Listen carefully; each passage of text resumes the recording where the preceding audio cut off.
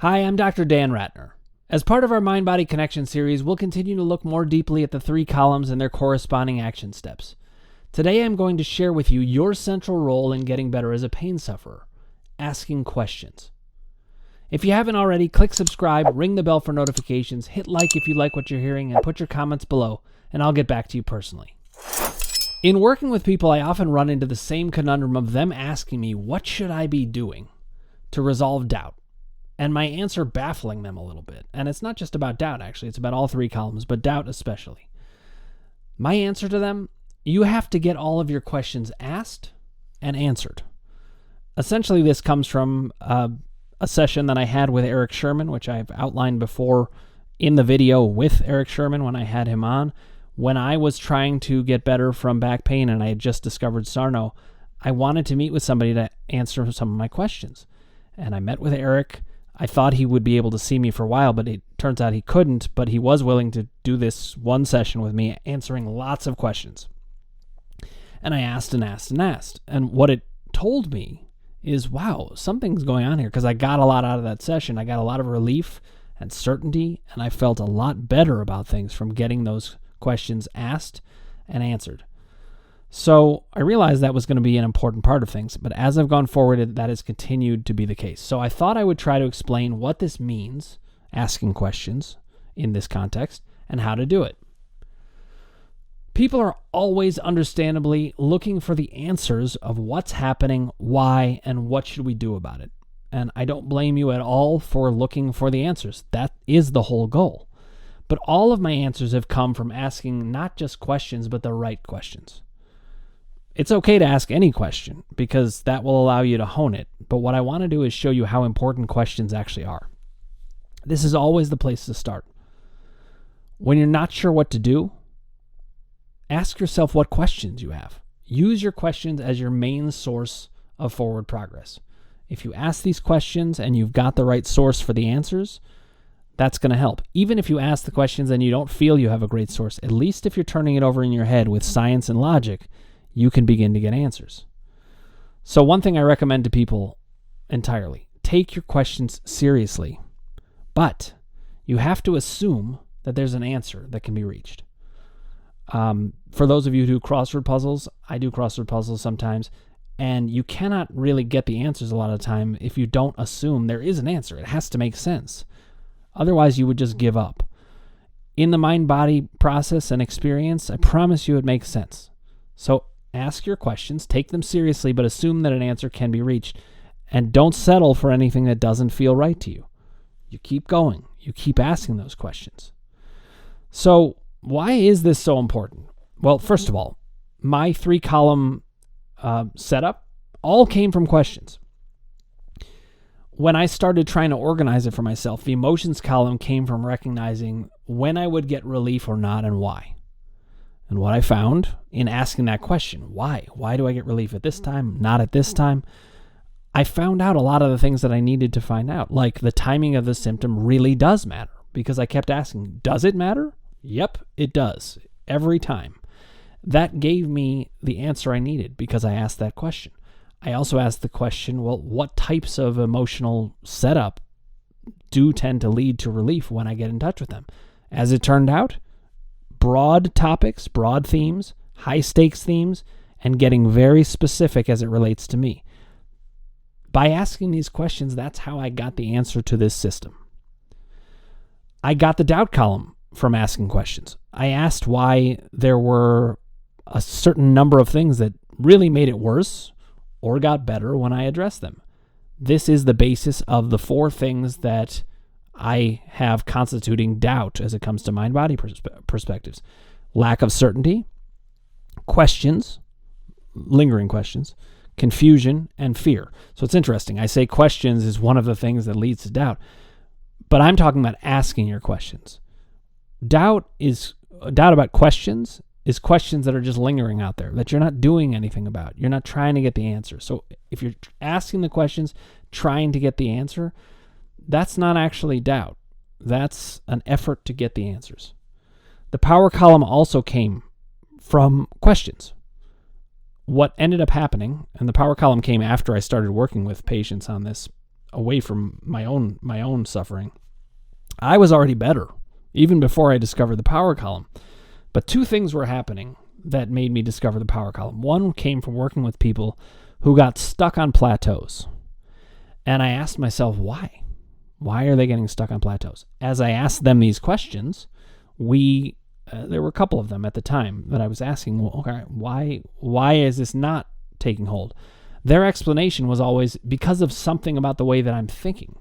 So it became apparent that it was really about some kind of personality structure, not that there's anything wrong with those people, because I have it also, that can get in the way on top of emotions and doubt. So that was one thing. The other thing that came up that helped me to kind of invent the power column is to ask myself the question, why is it that I'm living so much more powerfully after getting the mind-body message? It's because power is endemic to the whole thing. If that's what came from the process of getting better, it must be part of the issue in the first place. And as I looked into it, that certainly was the case. All came from questions. If we assume that we make sense, the mind makes sense, and the body makes sense, we can get answers just by asking questions and understanding what their implications must mean. And this is why questions are so important. This is why we get forward progress from questions. So when people come to see me and say, what should I do? I literally say, tell me what your questions are, because I know that's going to guide us in where their mind needs to go. So I'm going to give a couple of examples of this. If people ask this question, why am I not always getting better from emotional work? Well, if you're not always getting better from emotional work, what does it imply? It implies that there must be something else, because mind-body symptoms always make sense. And if you're not getting better from that, either you're not hitting on the right emotional recipe, or there's something else. I went in both directions trying to develop my system, and both proved to be fruitful information. So here's another kind of question that people can ask. Why do my worst, most chronic symptoms relate to fears, doubts, confusion, or things that don't make sense to me? Because this is the cause. So, let's say, why are my worst symptoms the ones I'm most afraid of? That can't be a coincidence. That's a question that brings us to an answer. Here's another one. Why do my symptoms feel better when I feel powerful? Or why do I feel more powerful when my symptoms are better? People do. They ask these questions. I ask these questions of myself, and the answer is just what it implies. It is that way because they're related.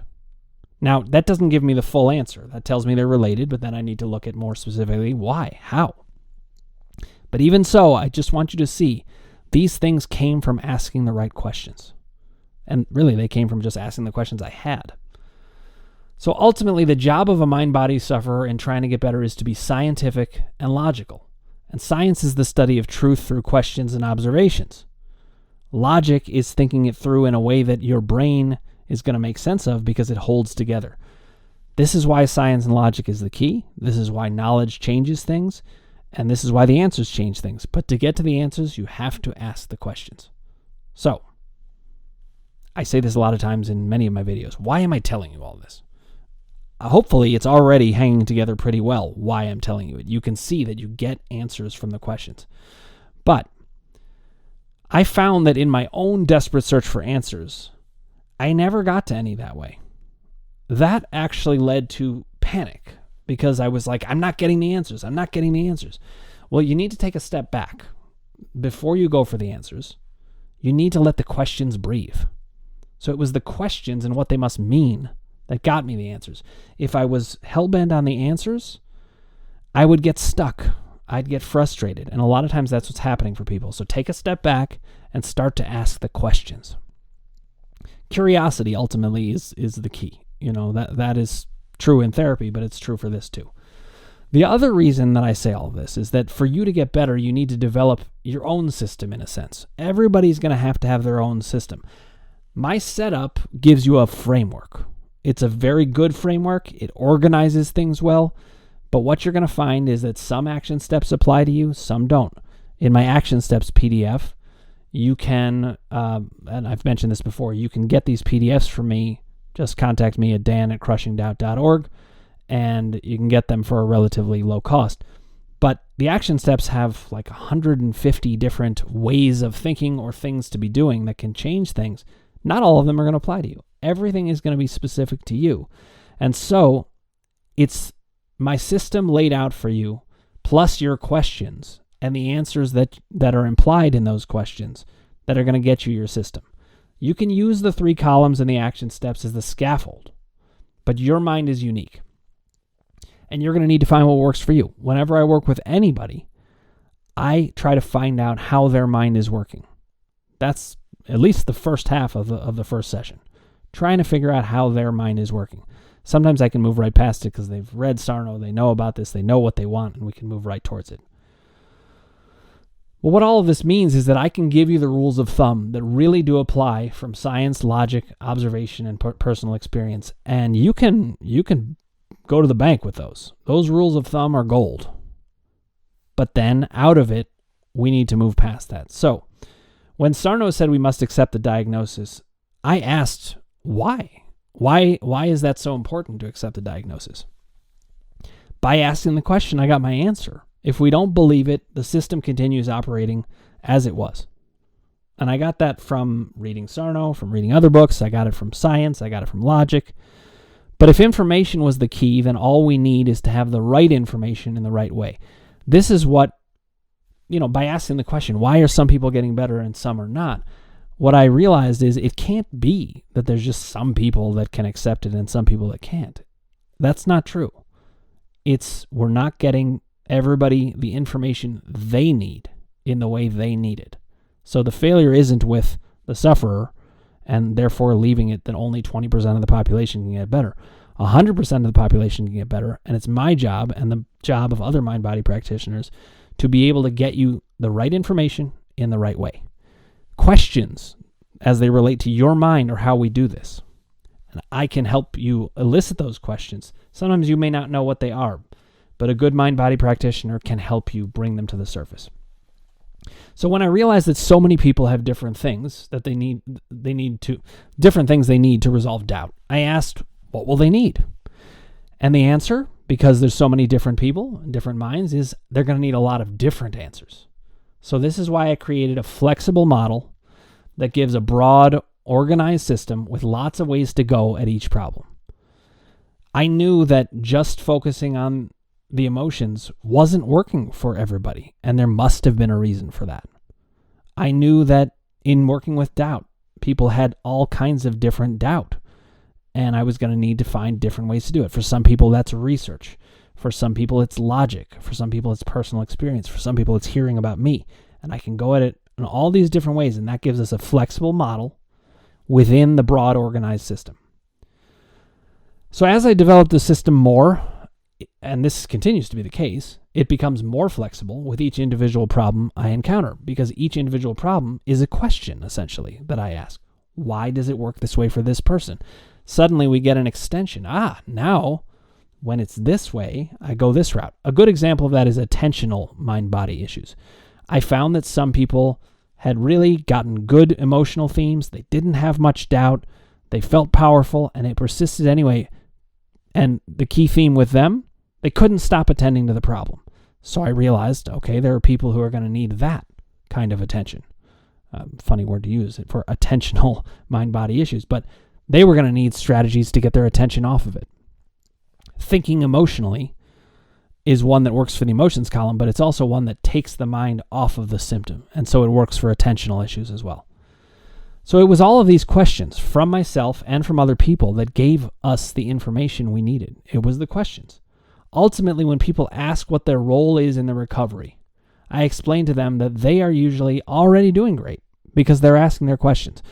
I was working with a woman this past week, and the last 2 weeks, she said, I don't know if I'm doing well. And I'm like, what are you talking about? You're doing great. And the reason she was doing great is she has tons of questions. She's just asking the questions. And she's being dogged about it, and she's, asking me to get the answers for her. I need the questions, then I can give the answers. So it's through the effort of trying to understand within the context of your mind that we get our answers. You also don't have to do it like other people. You have to do it like you need it. And if you aren't sure what that is, your specific questions will give you your answer in how to proceed. So a lot of what we do is about bringing up your particular questions. Everybody's going to have different questions. Some things won't matter to you. Others will matter hugely. You're going to know what matters. So this is what you do. Ask everything you want to ask. Wonder. And assume that there is an answer. The one thing you have to be committed to, though, is not having doubt at the 3 levels. Now, when I say that, I want to remind everybody that does not mean not having doubt coming in. That's what we're going to be working towards, is reducing doubt. And reducing doubt requires asking questions. So the question, is it a mind-body issue? Can mind-body issues be mastered? Is there anything about me or my symptoms that will get in the way of that happening? Those questions will lead to a reduction in doubt when we answer them. So you can doubt. In fact, it's a good thing to doubt at first. But if you're going to get past doubt, you're not allowed to not ask your questions. That's the one requirement. You're allowed to doubt, but you've got to ask your questions. The central importance of questions to guide us in getting our answers, if this is how I developed my system and it got me around all of my roadblocks, it's the way for you too. Ultimately, that's how we get to all answers. You got to ask a question to get an answer. So one of my latest mantras that I've really, as I develop the system, I collect these, and I've got a new one. And you're going to hear me say this again and again. Honor the questions you have. The questions are the gold. That's where the answers lie. They are your mind-body issue personified. Get the answers from yourself, from me, from books, from science, from logic, wherever you need to go, and it's got to make sense to you, and it has to not contradict other things. I just did a video last week on contradictions and how many there seem to be. We need to get those contradictions resolved, because otherwise you're left in confusion. But get answers that make sense to you. You cannot get answers, though, until you've gotten the questions articulated. And if you need help doing that, reach out to me. I can give you ideas of how to do this. And in fact, I'm sure we will do, well, actually, we already have done some videos on it. When it comes to the emotions column, the video in Mind-Body Connection, you saw me talk about how to articulate questions. In the doubt column video in Mind-Body Connection, we talked about how to articulate doubts. Same thing in the power column. How do we articulate the power issues? So if this is hard for you, my materials or an interaction with me can help you to do this. Don't hesitate to reach out. My PDFs can be very helpful. My book is on the way. I'm feverishly writing it. Not at the moment because I'm doing a video, but generally so. And the information is coming your way. You can get it from me in all kinds of ways. That includes putting your comments below. I will answer you directly. And we're having some really great exchanges, and it's helping people because people are seeing the interactions. And we're really becoming a community, and I'm very pleased to see that. So thank you so much for watching. If you haven't already, click subscribe, ring the bell for notifications, hit like if you like what you're hearing, and as I said, put your comments below, and I'll respond to them personally.